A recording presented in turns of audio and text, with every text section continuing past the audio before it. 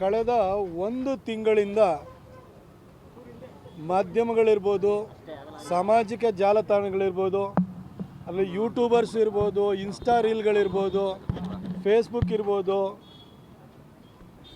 X platform ಇರ್ಬೋದು, ಎಲ್ಲ ಕಡೆನೂ ಕೂಡ ಧರ್ಮಸ್ಥಳದೇ ಚರ್ಚೆ ಆಗ್ತಿದೆ. ಒಂದು ರೀತಿ ಅಲ್ಲಿ ಒಂದೊಂದು ಪಾಯಿಂಟಲ್ಲೂ ಗುಂಡಿ ಆಗದಾಗಲೂ ಕೂಡ ಅದು ಲೈವ್ ಕವರೇಜ್ ನಡೀತಾ ಇದೆ. ಆದರೆ ಒಂದು ಕಡೆನೂ ಕೂಡ ತಲೆಬುರುಡೆ ಬಿಡಿ ಸಣ್ಣ ಮೂಳೆನೂ ಸಿಗಲಿಲ್ಲ. ಆದರೆ ಈಗ ಹೊರಬರ್ತಿರುವಂತಹ ಸತ್ಯ ಸಂಗತಿ ಏನಂತಂದರೆ, ಇದೆಲ್ಲ ಒಂದು ವ್ಯವಸ್ಥಿತವಾದಂಥ ಪಿತೂರಿ, ಧರ್ಮಸ್ಥಳದ ಹೆಸರಿಗೆ ಕಳಂಕವನ್ನು ಅಂಟಿಸುವಂತಹ ಒಂದು ದೊಡ್ಡ ಕಾನ್ಸ್ಪಿರಸಿ ಅನ್ನೋದು ಸ್ಪಷ್ಟವಾಗ್ತಾ ಇದೆ. ಆ ಕಾನ್ಸ್ಪಿರಸಿಯ ಭಾಗವಾಗಿದ್ದಂಥವರು ಕೂಡ ಇವತ್ತು ನಮ್ಮನ್ನು ದುರ್ಬಳಕೆಯನ್ನು ಮಾಡ್ಕೊಂಡಿದ್ದಾರೆ, ಒತ್ತಾಯದಿಂದ ಹೇಳಿಕೆಯನ್ನು ಕೊಡಿಸಿದ್ದಾರೆ ಅಂತೇಳಿ ಅವರೇ ಬಂದು ಈಗ ಒಪ್ಕೊಳ್ತಾ ಇದ್ದಾರೆ. ಈ ಹಿನ್ನೆಲೆಯಲ್ಲಿ ಮತ್ತು ಇದಕ್ಕೆ ತಮಿಳುನಾಡು ಕೂಡ ಲಿಂಕ್ ಆಗಿರೋದ್ರಿಂದ ಕೇರಳದಲ್ಲಿರುವಂತಹ ಕಮ್ಯುನಿಸ್ಟ್ ಪಾರ್ಟಿಯವರು ಕೂಡ ರಾಜ್ಯಸಭೆಯಲ್ಲಿರುವಂತಹ ಅವರ ಸದಸ್ಯ ಬಹುಶಃ ಸಂತೋಷ್ ಕುಮಾರ್ ಇರಬೇಕು, ಅವರು ಲೆಟ್ರನ್ನ ಬರೆದಿದ್ರು ಹೋಮ್ ಮಿನಿಸ್ಟ್ರಿಗೆ. ಹೈದರಾಬಾದ್ನಲ್ಲಿ SDPIನವರು ಪ್ರೊಟೆಸ್ಟನ್ನು ಮಾಡಿದರು. ಅಲ್ ಜಜೀರಾ ಚಾನೆಲ್ನಲ್ಲಿ ಇದ್ರ ಬಗ್ಗೆ ವರದಿ ಪ್ರಕಟವಾಯಿತು.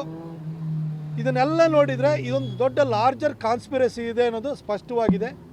ಹಾಗಾಗಿ ರಾಜ್ಯ ಸರ್ಕಾರ ಇದು ಕೇವಲ SIT ತನಿಖೆಯಿಂದ ಸಾಲ್ವ್ ಆಗಲ್ಲ ಅಂತ ಆಗುವಂಥ ಪ್ರಕರಣ ಅಲ್ಲ ಅನ್ನೋದನ್ನು ಮನಗಂಡು NIAಗೆ, ನ್ಯಾಷನಲ್ ಇನ್ವೆಸ್ಟಿಗೇಟಿವ್ ಏಜೆನ್ಸಿಗೆ ಅದನ್ನು ಹ್ಯಾಂಡ್ ಓವರ್ ಮಾಡಬೇಕು ಅಂತ ಹೇಳಿ ನಾನು ಒತ್ತಾಯವನ್ನು ಮಾಡ್ತೇನೆ.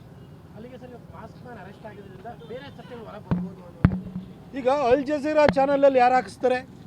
ಈ SDPI ಸಾಬ್ರಿಗೂ ಇದಕ್ಕೂ ಏನು ಸಂಬಂಧ ಇದೆ? ಕೇರಳದಲ್ಲಿರುವಂಥ ಕಮ್ಯುನಿಸ್ಟ್ ಪಾರ್ಟಿಯವರು ಯಾಕೆ ಇದಕ್ಕೆ ಬರ್ತಾರೆ? ಯಾಕಾಗಿ ಇಲ್ಲಿರುವಂಥ ಯಾರೋ ಒಂದಷ್ಟು ಜನ ಲೆಟ್ರನ್ನ ಬರೆದುಬಿಟ್ಟು ಕೇರಳ ಸರ್ಕಾರದ ತನಿಖೆಗೆ ಹ್ಯಾಂಡ್ ಓವರ್ ಮಾಡಿ ಅಂತ ಹೇಳ್ತಾರೆ?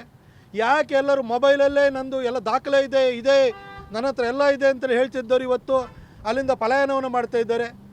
ಕೆಲವರು ಯಾಕೆ ದಾಖಲೆಯನ್ನು, ಸಾಕ್ಷ್ಯಾಧಾರಗಳನ್ನು ಕೊಡದಲ್ಲೇ ಬರೀ ಅವಾಚ್ಯ ಶಬ್ದಗಳಿಂದ ನಿಂದಿಸುವಂಥ ಕೆಲಸವನ್ನೇ ಮಾಡ್ತಾ ಇದ್ದಾರೆ? ಈ ಒಂದು ಮಾಸ್ ಮ್ಯಾನ್ ಇರ್ಬೋದು, ಆ ಸುಜಾತ ಭಟ್ ಇರ್ಬೋದು, ಇವತ್ತು ಅವರು ಕೂಡ ಎಕ್ಸ್ಪೋಸ್ ಆಗಿದ್ದಾರೆ ಇವತ್ತು. ಹಾಗಿರ್ಬೇಕಾದ್ರೆ ಇದೊಂದು ವ್ಯವಸ್ಥಿತವಾದಂಥ ಪಿತೂರಿ ಅನ್ನೋದು ಗೊತ್ತಾಗ್ತಾ ಇದೆ ಎಲ್ಲರಿಗೂ. ಎಲ್ಲರ ಕಣ್ಣೆದುರುಗಡೆ ಇವತ್ತು ಸತ್ಯ ಸಂಗತಿ ಬಯಲಾಗಿದೆ ಇವತ್ತು. ಈ ಹಿನ್ನೆಲೆಯಲ್ಲಿ ಇದನ್ನು ಬೇರೆ ಬೇರೆ ರಾಜ್ಯಗಳಲ್ಲೂ ಕೂಡ ಇದರದ್ದು ಪ್ರೊಟೆಸ್ಟ್ ನಡೆದಿರೋದ್ರಿಂದ, SDPI ಅವರು ಇನ್ವಾಲ್ವ್ ಆಗಿರೋದ್ರಿಂದ ನನಗೆ ಇವರ ಉದ್ದೇಶ ಶುದ್ಧಿಯ ಬಗ್ಗೆ ಬಲವಾದ ಅನುಮಾನಗಳಿದ್ದಾವೆ. ಹಾಗೆ ಇದು ಜನಸಾಮಾನ್ಯರಲ್ಲೂ ಕೂಡ ಯಾಕೆ SDPIಗೂ ಇದಕ್ಕೂ ಏನು ಸಂಬಂಧ ಇದೆ? ಧರ್ಮಸ್ಥಳಕ್ಕೂ ನಂಬಿಕೆ ಹೊಡೆಯುವಂಥ ಕೆಲಸಕ್ಕೆ SDPI ಯಾಕೆ ಮುಂದಾಗ್ತಾ ಇದೆ? ಹಾಗಾಗಿ ಇದನ್ನು NIA ತನಿಖೆಗೆ ಕೊಡಬೇಕು ಅಂತ ಹೇಳಿ ಒತ್ತಾಯಿಸ್ತೇನೆ.